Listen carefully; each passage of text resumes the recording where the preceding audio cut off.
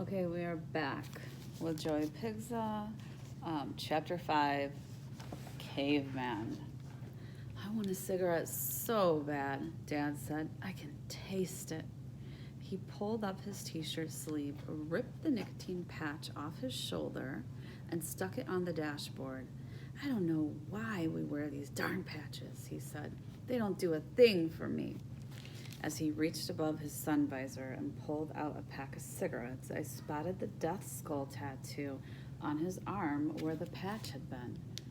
I want one of those, I said, and pointed at it. He glanced at his shoulder and frowned.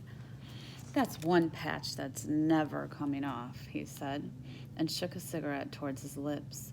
Maybe I can get a tattoo of a patch, and then I'll never have to change my meds again, I said, joking around. Well, I've about had it with this patch business, he said. This is what works for me. He lit the cigarette and inhaled. Sometimes the disease is better than the medicine. You know what I mean? When I was working down in Panama, a doctor gave me some kind of anti-malaria pills and said, now don't use them unless you have to, because they'll probably kill you before they cure you. I wanted to talk about tattoos, but he was already talking his talk. I knew I should listen because that's how you get to know someone when you haven't spent a lot of time together. But other things were on my mind. I was thinking that being away from Mom made me feel different, like there was one Joey for Mom and a different Joey for Dad, and that I was becoming two Joeys. Mom's Joey that didn't want a tattoo, but Dad's Joey did. Dad, have you ever felt like two people at once? I asked. He didn't answer. Instead, he exhaled and said, you know, I never had much interest in kids, but after my last arrest, I had to do community service, and the coaching opportunity was way better than picking trash on the side of the road with a bunch of jittery winos. So now I'm the coach of a team of the police athletic league kids. You know, local kids who, if they didn't play ball, might get into a little summer trouble. So you shouldn't be afraid of them. I wasn't afraid of them. I was sort of afraid of him. He was already a criminal. Why were you arrested? I asked. He turned and smiled at me, then turned away and flicked his cigarette butt out the window. The usual charge, he said. Stupidness. Just plain old stupidness. Really? I said, unsure. I thought you had to do something stupid to be arrested, not just be stupid. Well, that's true, he said. I did something stupid. What? I bit a man. You mean like a dog? Yeah, pretty much, just like a dog. Where'd you bite him? The nose, he said, and held the tip of his reddish nose, then rubbed it between his thumb and his middle finger like he was polishing it. Wow, I said, squirming in my seat. Wow. Do you know why I was kicked out of school and sent to the special ed school? No, he said. What Pigza stupidness did you do? I accidentally cut off a girl's nose tip with a pair of scissors. I was running with them and tripped over her and just snipped a tiny bit of her nose off. Can you believe that? Did you trip too? No, he said and lit another cigarette. I didn't trip. I flipped. I was in a bar and a guy snatched my beer and drank it all down. I got so mad, I just grabbed him by the ears and bit his nose before he could pull away. You mean yours wasn't an accident? I said, and I kept looking at his sharp yellow teeth as if he were the big bad wolf. No, he replied. Nope. You know Joey.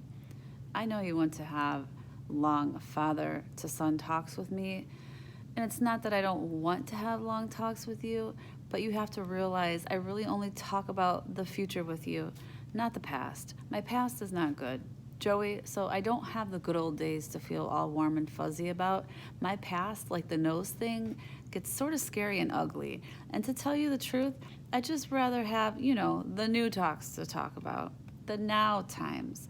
I'd rather just show you storybook land and play baseball and work on making new memories. Don't you even want to talk about what happened with Mom? I asked. No, he replied. Definitely not. Because the worst thing I ever did was mess your mom up, and it just makes me feel sick to think about it. But I was awful to her, too, I said, like a million times, and she forgave me each and every time. Well, we may have that nose problem in common, but not the mom forgiveness deal. She won't have a thing to do with me, he said. Grandma told me your secret dream was to have a family again, I ventured. Grandma can't keep a secret, he said. She's yappier than Pablo. Sure, I might have said that, but then after I have a few beers, I'm liable to say anything. I'm one of those drinkers that for every bottle of beer I empty, I fill it back up with tears. We pulled into the police athletic league ball field parking lot, which was right behind the backstop. Dad, I said, smiling, I think we just had our first back and forth conversation. I'm sure we'll have more, he said, looking out onto the field. I could tell he was already distracted.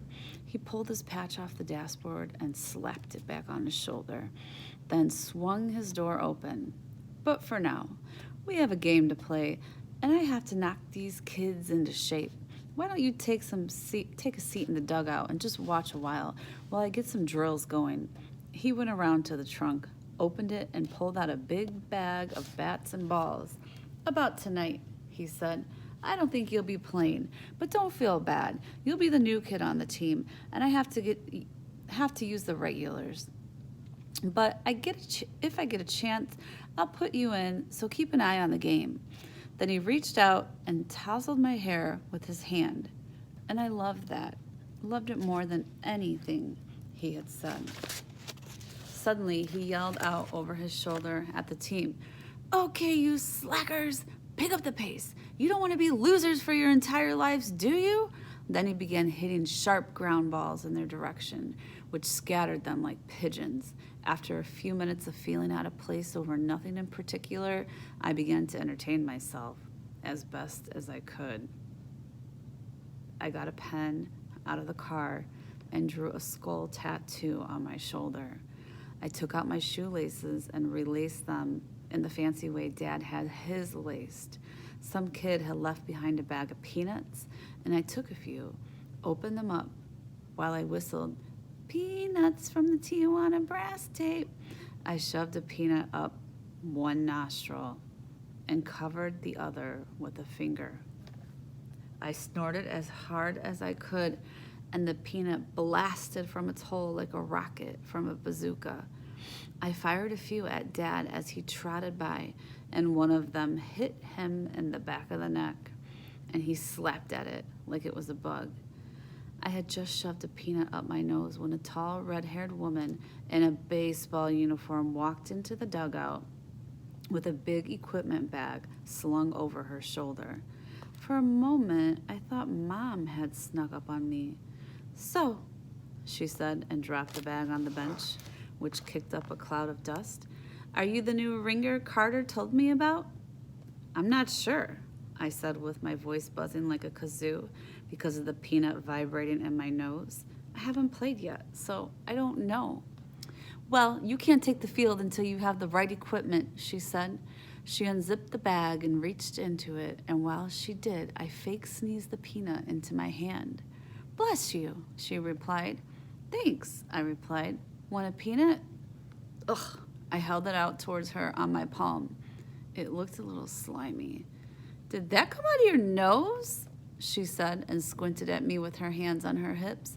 Your dad does the same thing. He puts them up his nose and shoots them out at people. But usually he has a few drinks first. Have you been drinking? No, I said. Never. But Dad and I do have a lot in common. I tossed the peanut over the fence. Never mind about the snack, I said, and rubbed my pants together. I was just trying to be polite. She shrugged, then pulled the jersey out of her bag. I believe this is for some kid named Pigza. She handed it to me. I unfolded it. On the tar black front was printed Steel City Sports in thick yellow ink, like what they used on the highway lines. I turned over. J. Pigza was printed across the back above a big number 17. How did you know that was my lucky number? I asked. I have some inside information, she said, and nodded towards Dad, who was scolding some kid for loving his mother too much. All right, we're going to stop there because this is a super long chapter. So we're going to make some predictions. What do you think is going to happen with Joey and this baseball team? And who do you think this lady is, the red-haired lady?